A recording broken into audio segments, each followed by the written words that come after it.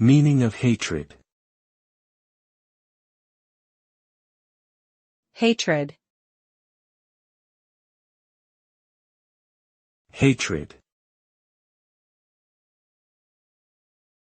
Hatred.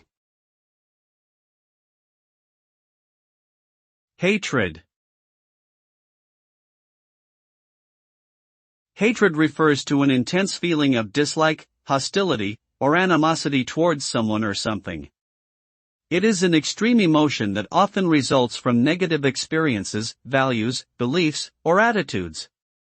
Hatred can lead to aggressive behavior, violence, and discrimination, making it a destructive force in society. Individuals who experience hatred may find it difficult to communicate effectively or empathize with others, leading to further social isolation and conflict.